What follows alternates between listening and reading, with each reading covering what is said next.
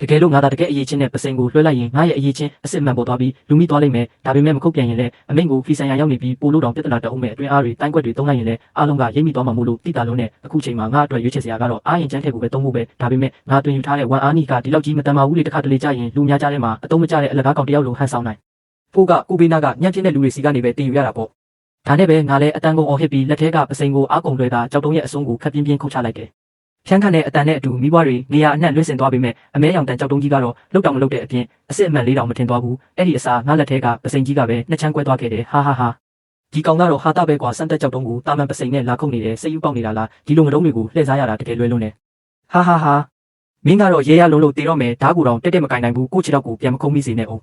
ဒီနေ့ကစပြီးမင်းချင်းကုတ်စရာမလိုတော့ဘူးငါရဲ့ကိုရန်တော်စေခံလို့တော့ဟာကိုရန်တော်စီကန်ဟုတ်လားဒီစက်ကွက်ကြီးကလုံးဝလွဲနေပြီငါတောင်ဘာပြန်ပြောရမှမသိခင်မှာပဲဖန်ကန်းနေနဲ့လောချင်းချောင်းတို့ကဒေါသတကြီးကန့်ကွက်ကြတော့တယ်မဖြစ်နိုင်တာဒါဘာသဘောလဲဝေရွှဲ့မင်းလိုမျိုးစားကတော့ကဘဲကမှမသိတဲ့ဒေါသတယောက်ကိုအနားမှာထားမယ်ဟုတ်လားသူကမင်းနာကက်ခွင့်မရှိပါဘူးကျွန်တော်လဲဒါကမကောင်းတဲ့အကြံလို့ထင်တယ်ဒီကောင်ကြည့်ရတာဦးချောင်းနဲ့တခြားလူကလွတ်လိုက်တဲ့သူရှုံများဖြစ်နေမလားကျွန်တော်ကိုသူ့ရဲ့ဝိညာဉ်ကိုအရင်စစ်ဆေးခွင့်ပြုပါအမလေးတေဆန်းဒီမိစ္ဆာဖရင်မလောချင်းတာငါဝိညာဉ်ကိုရှာဖွေစစ်ဆေးလိုက်ရင်ငါရဲ့လက်ပြအသက်ရှူတိုင်းနဲ့ရုပ်ခက်တာတွေအားလုံးပေါ်သွားမှာတေချာတယ်ငါဥယျာဉ်ပြားတွေတောင်တပြင်းပြင်းနဲ့ထုံသွားရတယ်မင်းကငါရှိတင်သူ့ကိုတတ်ချင်တာလားမဟုတ်ရပါဘူးကျွန်တော်ကမင်းမျက်စိကြရတဲ့လူဆိုတော့ဘလို့လူလဲသိချင်ုံတင်မှာသူ့ဝိညာဉ်ရဲ့ရတာကဘလို့ရှိမလဲလို့သိချင်လို့ပါဘလောက်တောင်တက်တိရှိနေလဲငါ့ကိုရောလူရှိတယ်လို့ထင်သေးရဲ့လားဒီနေရာကငါအုပ်ချုပ်မှုအောက်မှာရှိတာဒီစီကံကိုငါပဲပိုင်နေနန်းတော်ကိုခေါ်သွားလိုက်သူ့ကိုညအိုးစီးတဲ့အဖွဲ့ထဲထည့်ထားလိုက်မယ်ညအိုးစီးတဲ့အဖွဲ့ဟုတ်လားဒီမိမတကယ်ရက်ဆက်တာပဲသူချင်းခုတ်တာကြည့်ပြီးငါတငယ်ချင်းဟောင်းတယောက်ကိုတတိယသွားလို့ပါချန်စီဖုန်း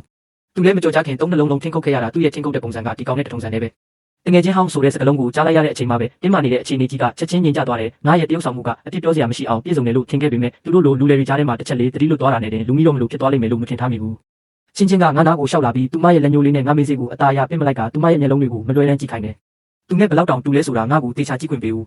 သူမရဲ့မျက်လုံးတွေကလူတစ်ယောက်ရဲ့ဝိညာဉ်ကိုစုပ်ယူတော့မဲ့ဝဲပြက်ကြီးတစ်ခုလိုပဲငါလဲခေါင်းကိုချက်ချင်းပြန်ငုံပြီးမိစ္ဆာဖရင်မကြီးအသက်ကိုချမ်းသာပေးပါကျွန်တော်မျိုးမပြစ်မရဲပါဘူးလို့ပြန်ဖြေလိုက်တယ်ဖန်ကန်းနေကနှာခေါင်းရှုံပြီးမော့ကြည့်စမ်းလို့အေးဆက်ဆက်အမိတ်ပေးတဲ့ငါလဲမတက်တာပဲခေါင်းမော့ပြီးသူမရဲ့ခန့်ညားထဲဝါတဲ့မျက်နှာကိုတက်တက်ကြည့်လိုက်ရတယ်သူမရဲ့မျက်လုံးတွေကငါမျက်နှာကိုတက်လက်မချင်းစီစစ်ဆေးနေပြီးနောက်အေးဆက်တဲ့ဆုံးဖြတ်ချက်ကိုချလိုက်တယ်မျက်နှာကမတူဘူးမျက်လုံးတွေကလည်းမတူသလိုသူ့ရဲ့အရှိန်ဝါဩရကလည်းလုံးဝကွဲပြားခြားနားနေတယ်လျံဝေးရွှဲ့မင်းကတော့လွမ်းနာကြနေတာပဲမင်းမျက်စိထဲမှာတော့ထင်းတုံးတောင်သူနဲ့တူနေတော့တာပဲလျံဝေးရွှဲ့ကပြန်မငင်းပဲတီတီငိမ့်ငိမ့်နဲ့ပဲဖြစ်နိုင်တာပဲလို့ပြောတယ်ဒါပေမဲ့လောချင်းချင်းကတော့ဒီအတိုင်းအလွတ်မပေးပါဘူးသူမကငါမေးစိကိုပို့ပြီးအားနဲ့ညှစ်လိုက်ရင်ဒီမျက်လုံးတွေကအသက်မပါသလိုဖြစ်နေပေမဲ့အယောင်ကတော့အဲ့ဒီအသေးခွဲတက်တဲ့လူရဲ့စက်ကြီးရဲ့မျက်လုံးတွေတိုင်းပဲရှားပါတဲ့ပင်းရောင်အပရာမျိုးကဘာကြီးကအကျယ်ကြီးပဲလေမျက်လုံးအယောင်တူတဲ့လူတွေအများကြီးရှိနိုင်တာပဲချင်းချင်းကပြုံးလိုက်ပြီးဒါဆိုရင်တခြားဟာကိုထပ်စစ်ကြည့်ရအောင်လို့ပြောဆိုနဲ့ငါမေးစိကိုလှုပ်ပြီးငါလက်ကောက်ဝတ်ကိုဖမ်းဆွဲလိုက်တယ်ချက်ချင်းဆိုသလိုပဲအေးဆက်လာတဲ့မိစ္ဆာစွမ်းရည်တွေကလျှက်စီးလိုငါတွေးကြောတွေတဲကိုထိုးဖောက်ဝင်ရောက်လာတယ်ငါလဲငါရဲ့လက်ပြအသက်ရှူတိုင်းရကိုအမြင့်ဆုံးအဆင့်ထိချက်ချင်းတင်လိုက်ပြီးငါရဲ့နောက်ဆုံးကြံတဲ့တိုင်းပညာအမြင့်တွေအစီအနှစ်တွေကိုရင်ဘတ်အောက်ခြေထဲမှာအမြန်ဆုံးသွားပိတ်လောင်ထားလိုက်ရတယ်တွေးကြောတွေထဲမှာတော့အားနေပြီးအရေးမပါတဲ့ဝန်အားနီရဲ့စွမ်းရည်နှင်းငယ်ပဲချန်ထားခဲ့တယ်